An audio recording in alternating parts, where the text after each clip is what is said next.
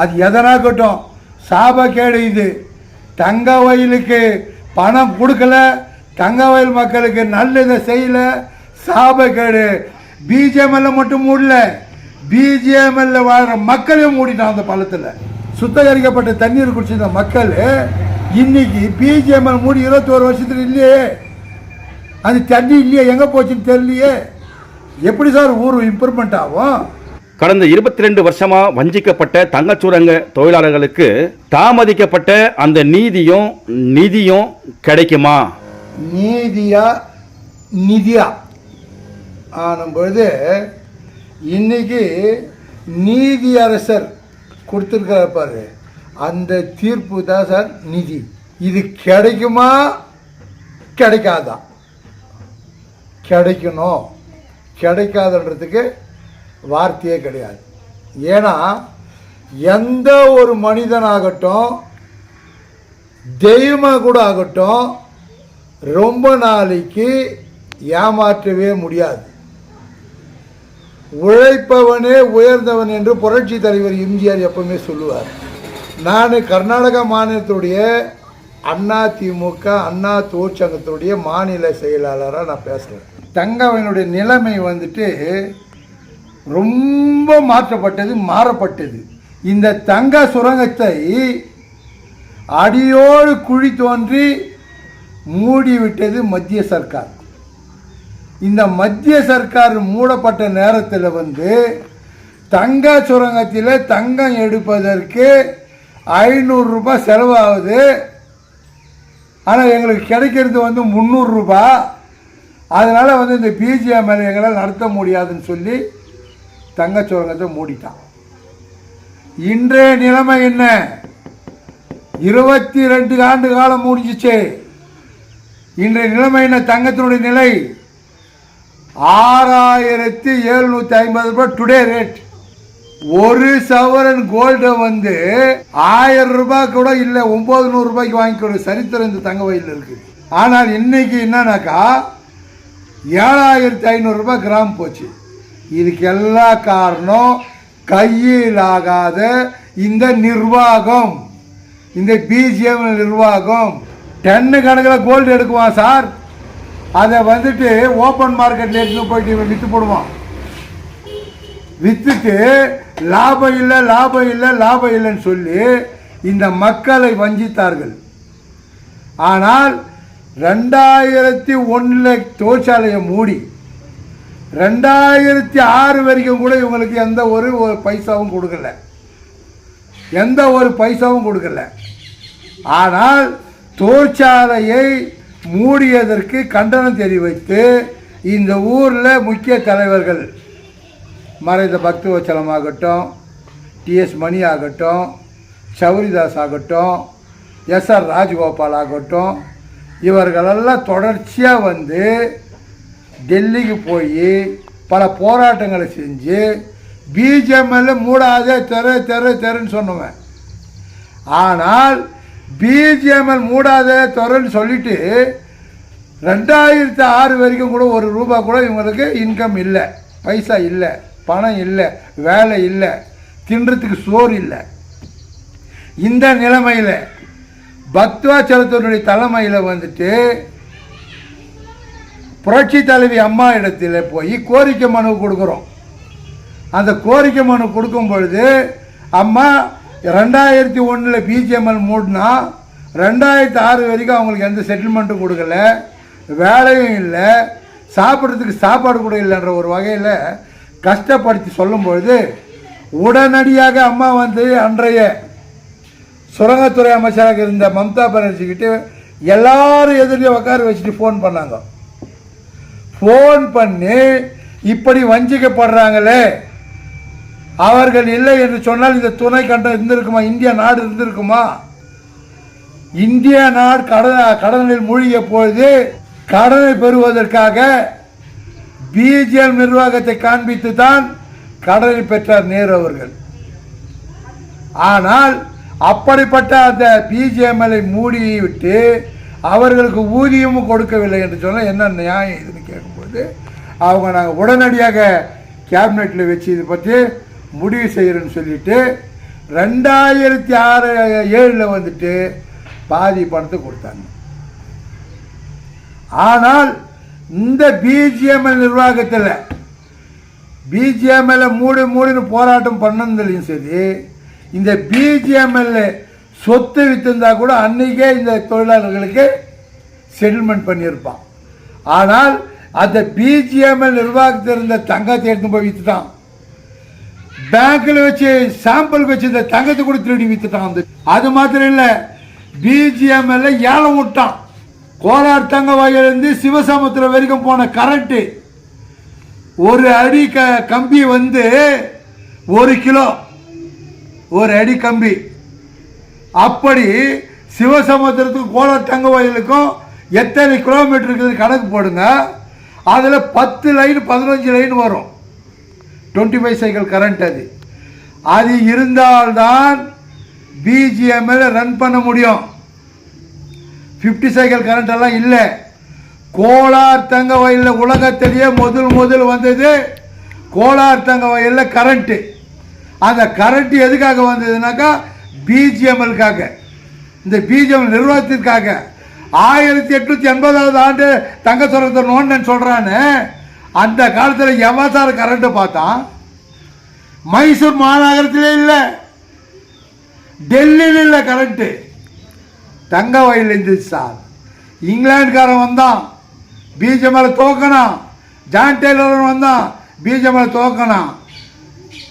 என் மக்கள் இங்கே பணிபுரிகின்ற மக்கள், வெள்ளைக்காரனுக்கு அந்த புத்தி இருந்துச்சு, இங்கே இருக்கிறவனுக்கு இந்த புத்தி இல்லை. இப்போ வரைக்கும் கூட அன்னைக்கு என்ன பண்ணலாம் தெரியுமா சார்?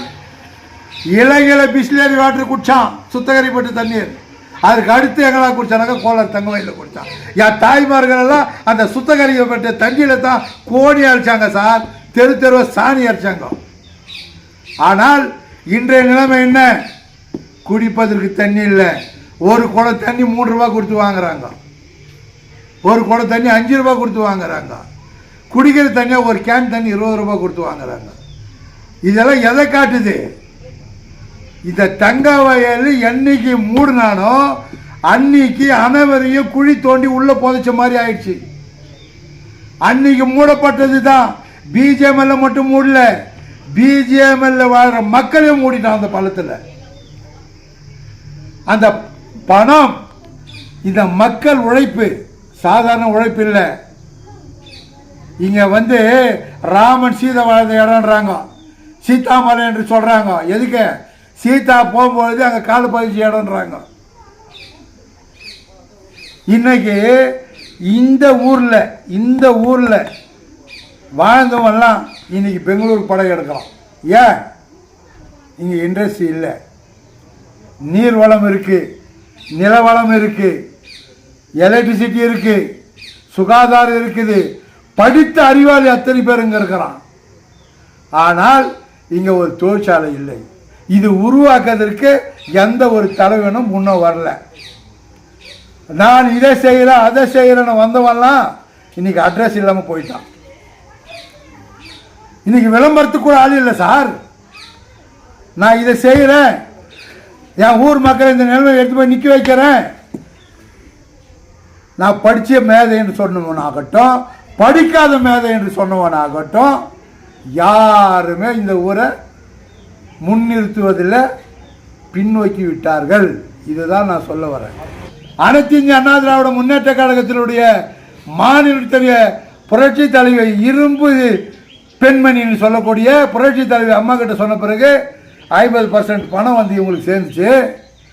அம்மா பட்டியம் பசிமா அந்த மக்கள் சாவறாங்கம்மா, அவங்களுக்கு தின்றதுக்கு சோறு கொடுக்கலன்னு பொழுது அம்மா அந்த தாய் உள்ளத்தில் என்ன பண்ணாங்கன்னா 3500 தொழிலாளிக்கு மூட்டை அரிசி கொடுன்னு சொல்லிட்டு தமிழ்நாட்டிலேருந்து தங்க வயலுக்கு அனுப்பிச்சு கொடுத்த சரித்திரம் தங்க வயலில் இருக்குது சார்.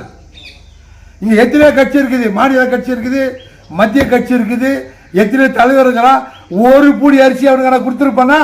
சொல்லுங்க பார்க்கலாம். இல்லை. ஆனால் இதற்கெல்லாம் காரணம் என்னன்னு சொன்னாக்கா, இங்கே மக்களை ஏமாற்றக்கூடியவர்கள், சுரண்டக்கூடியவர்கள் தான் இருக்கிறாங்களே தவிர இந்த மக்களுக்காக தோல் கொடுப்பதற்கு. நானும் ஒரு சில யூனியனை உருவாக்கினேன், நானே உருவாக்கினேன் சார். இந்த ஊரில் ஒரு யூனியனை அந்த யூனியனுக்கான இந்த மக்களுக்கு இந்த தொழிலாளிக்கு உறுதுணையாக இருக்கான்னு பார்த்தா கடைசியில் அவனும் ஊட்டிட்டு போயிட்டான்.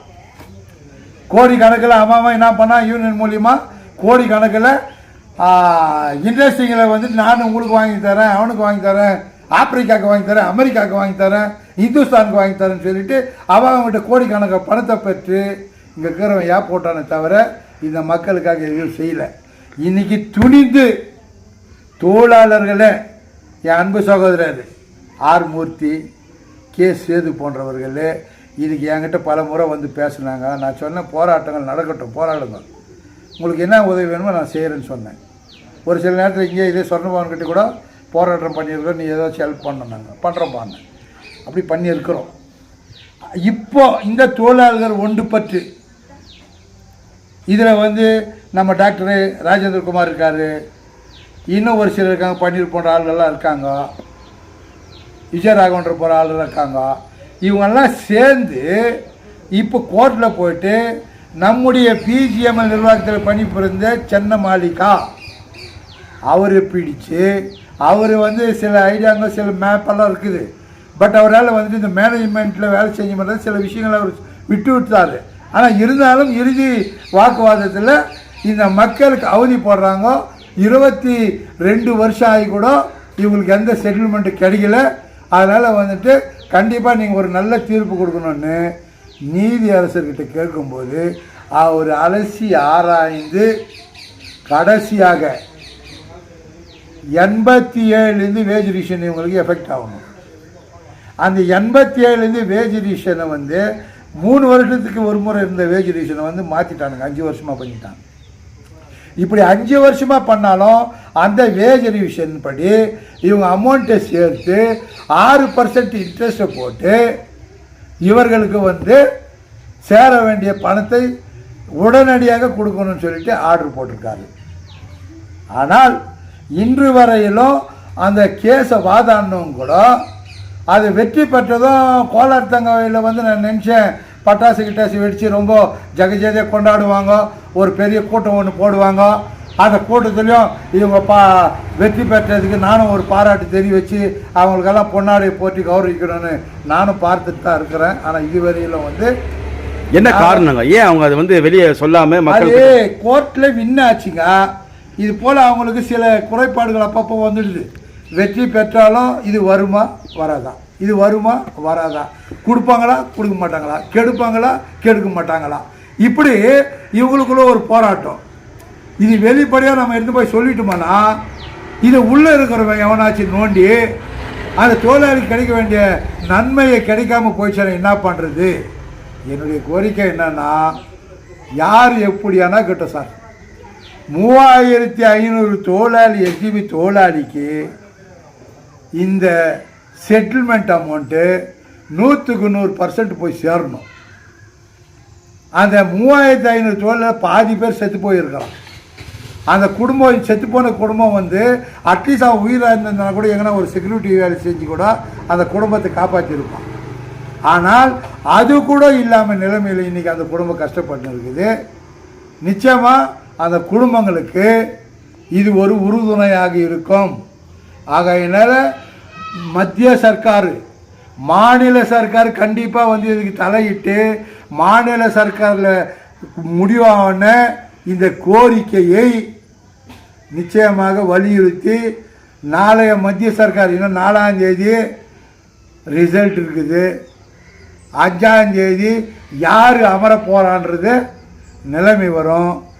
அது கூட்டாட்சியாக இருந்தாலும் சரி ஒற்றாட்சியாக இருந்தாலும் சரி அவர்கள் இந்த முடிவை மட்டும் அது எதனாகட்டும் சாபக்கேடு. இது தங்க வயலுக்கு பணம் கொடுக்கல, தங்க வயல் மக்களுக்கு நல்லதை செய்யலை, சாபக்கேடு, அதை அழிச்சிருவாங்கன்றத சொல்லுவேன். ஏன்னாக்கா இவன் வந்து உள்ளே போனால் பணம், மேலே வந்தால் பணம்.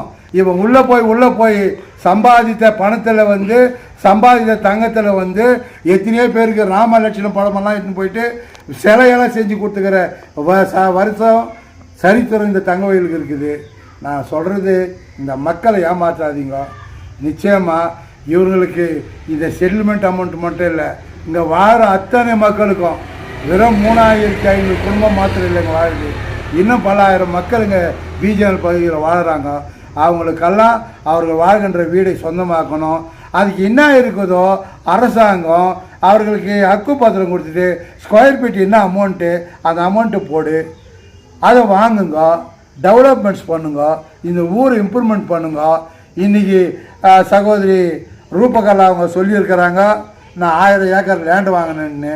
உடனே தாமதிக்காமல் இந்த நீங்கள் ஆட்சி புரிகின்ற இந்த நேரத்திலேயே இந்த காலகட்டத்திலேயே அங்கே ஃபவுண்டேஷனை போட்டு பூஜையை போட்டு எந்தெந்த இண்டஸ்ட்ரி என்ன சிட்டி இண்டஸ்ட்ரி கொண்டாட போகிறீங்க, என்ன மார்க்கெட் கொண்டாட போகிறீங்க, என்ன பர்மிஷன் பண்ண போகிறீங்க அந்த மக்களுக்கும் தெளிவுபடுத்தணும். அந்த மக்கள் சுமார் 30,000 40,000 ஆண்கள் பெண்கள் பெங்களூர் போகிறத தவிர்க்கப்பட வேண்டும். அப்போது உங்களுக்கு தங்கவேல் மக்களாக எல்லோருடைய வாழ்த்துக்களை நீங்கள் பெறுவீர்கள் என்று சொல்லி வாய்ப்புக்கு நன்றி கூறி முடிக்கின்றேன். நன்றி, வணக்கம். ஐயா, ஒரு காலத்தில் குட்டி இங்கிலாந்துன்னு போற்றப்பட்ட இந்த தங்கச்சுரங்க பகுதியில் இன்னைக்கு தூய்மை பணி, சுகாதார பணி, சுத்தம் எப்படி இருக்குதுங்க? சுத்தமாக கெட்டு போச்சையா. அன்னைக்கு ஆங்கிலேயர் இருந்தான். இந்த வீட்டுக்கு ஒரு இடைவேளி விடுவான். 10க்கு 15, 10க்கு 8, 10க்கு 10, 10க்கு 8 இப்படி ஒரு வீடு கட்டினான்னாக்கா அந்த வீடு எவ்வளோ மெஷர்மெண்ட்டு அந்த மெஷர்மெண்ட்டுக்கு சந்து விடுவான். கேப் இருந்துச்சு. இப்போ அந்த கேப்பெல்லாம் இல்லை. அப்போ பிஜிஎம்எல் ரன்னிங் இருக்கும்போது ஏரியாவுக்கு ஓசர் இருப்பாங்க. நம்ம மறைந்த சிஎம்ஆரும் கூட ஃபஸ்ட்டு ஓசராக இருந்தவர் தானா எஸ்ஆர் ராஜகோபால் சொல்லுவார். ஏன்னா அவங்களாம் சுகாதாரமாக இந்த ஊரை வச்சுருந்தாங்க. சுத்தகரிக்கப்பட்ட தண்ணீர் கிடச்சிருந்துச்சு. பேத்மங்கலம் வாட்டர்னாக்கா சாதாரணம் இல்லை சார். 120 வருஷத்தை தண்ணீர் குடித்த மக்கள், சுத்தகரிக்கப்பட்ட தண்ணீர் குடிச்சிருந்த மக்கள் இன்னைக்கு பிஜிஎம்எல் மூடி 21 வருஷத்துல இல்லையே. அது தண்ணி இல்லையே, எங்கே போச்சுன்னு தெரியலையே. ஏன்னா இது எல்லாம் நம்ம ஏன் உங்களுக்கு தெளிவுபடுத்துகிறோன்னு நிறைய இருக்குது. நீங்கள் வீடியோ இன்றைக்கி எடுத்துருந்தீங்களா, இன்றைக்கி பூரா எடுத்திருந்தா கூட கதை முடியாது. ஏன்னா அப்படியேப்பட்ட நிலைமை இந்த தங்க வயலுக்கு இருக்குது. ஆகையினால இந்த ஊருக்கு சுகாதாரன்றது இல்லை. இன்றைக்கி நான் ஒரு படத்திருப்பு நிகழ்ச்சியில் நீங்கள் வரும்போது பேசியிருந்தது நீங்கள் வேதனைப்பட்டீங்க. 40 வயசு 9 வயசில் ஒரு பொண்ணை சேர்த்துக்குதுன்னு சொல்லிட்டு ஒரு பெண்மணி. 49 மட்டும் இல்லை, 29, 28, 27 அந்த பெண்ணுக்கு கணவர் 52 வயசில் பெங்களூரில் இதே மாதிரி ஹார்ட் அட்டாக்கில் சேர்த்துட்டா. இன்றைக்கி இந்த பாப்பாவை சேர்த்துடுச்சு. இன்றைக்கி ஒரு பெட்ட புள்ள இருக்குது, degree first year second year படிக்கிற பொண்ணு. அதுக்கு யாரும் இல்லை. தாய் தகப்பனா யார் எத்தனை சொந்தங்கள் இருந்தாலும் அது சொந்தமாகாது. அப்பா அம்மா என்பது ஒரு சொந்தம் இருந்தால் தான் சொந்தம். இதுக்கெல்லாம் காரணம் என்னென்னா சுகாதாரம் இல்லை. இங்கே மருத்துவமனையில் இதை போடுறேன் அது போடுறேன்னு 10 கோடியில் ஒரு ஹாஸ்பிட்டலில் காட்டுறேன், 20 கோடியில் ஹாஸ்பிட்டலில் காட்டுறேன், 100 பெட்டு போடுறேன். நாங்கள் ஒன்றுமே இல்லை. ஒரு ஸ்கேனிங் கிடையாது. ஒரு இது நம்ம சிடி ஸ்கேன் பண்ணோன்னாக்கா இல்லை. இப்போ எதனா ஒரு எமர்ஜென்சினாக்கா அவன் வால் பிளாக் ஆகிதா இல்லையானாக்கா ஒரு ஸ்கேன் பண்ணோம். அதை பார்க்கணுன்னாக்கா இந்த ஊரில் இல்லை. இவன் என்ன பண்ணுறான், கோளாறுக்கு போய் இல்லை குப்பை போடுறான். இப்படி போகிற நேரத்தில் நடுவழியில் செத்து போகிறான். இந்த குழந்தை கூட ஹாஸ்பிட்டலுக்கு இன்னும் போனோம். அந்த சரியான இதுவும் இல்லை, சிவில் ஹாஸ்பிட்டலும் போகலான்றான். இங்கே செத்து போன குழந்தை எடுத்து போயிட்டு சிவில் ஹாஸ்பிட்டலில் போட்டு செத்து போச்சு டிக்ளேர் பண்ணி கொடுக்குறான். இது ஏன் உங்களுக்கு சொல்ல வரேன்னாக்கா இந்த ஊரில் என்ன நடக்குது. ஆளுங்கட்சின்றது எப்படி தெரியுமா சார், எலெக்ஷன் வந்தாக்கா என்ன பண்ணுறான்னாக்கா போட்டி பயங்கரமாக இருக்கும். நீயா நானா நீயா நானா வெற்றி பெற்றுவேன் 50,000 ஓட்டில் வெற்றி பெறான் சார். 20,000 30,000 ஓட்டு அவனுக்கு பின்னால் வெற்றி பெறான். இல்லை அவன் எதிர்த்து கேட்கணும். இல்லை நீ எல்லாம் தப்பு பண்ணுற, என்ன நியாயம் பண்ணுற, நீ என்ன பண்ணுகிற இந்த ஊரில் என்ன இது வரைக்கும் கேட்ட சரித்திரமே இல்லை சார். நீ என்ன பண்ணுறன்னு கேட்கறதில்ல, நீ ஏன் இதை பண்ணணும்னு கேட்கறதில்ல, நீ என்ன லூட்டி அடிக்கிறான்னு கேட்கறதில்ல, நீ என்ன இதெல்லாம் இப்படி சம்பாரிச்சு செய்கிறிய நாங்களே செய்கிற நீ செய்கிறான்னு கேட்கறதில்ல, இல்லை நாங்கள் செஞ்ச வேலை நீ ஏன் செய்யலன்னு கேட்கறதில்ல. எப்படி சார் ஊர் இம்ப்ரூவ்மெண்ட் ஆகும்? ஊர் இம்ப்ரூவ்மெண்ட்டு நான் எப்படி தெரியுமா, யார் அதுக்கு அடுத்து இருக்கிறாங்களோ அவர்கள் இவர்களை தட்டி கேட்டால்தான் நியாயம் பிறக்கும். கலகம் பிறந்தால்தான் கலக்கண கொட்டியில் தான் சார் மீன் பிடிக்குவான். கலக்காத கொட்டியில் போய் நீ மீன் பிடினா பிடிக்கவே முடியாது. எதிர்கட்சின்றவங்க என்ன செய்யறேன்னு பொதுக்கூட்டம் வாயிலாக சொல்லணும். இந்த மக்கள் வந்து புரியாமல் இருக்கிறாங்க, அந்த மக்களுக்கு புரிய வைக்கணும்.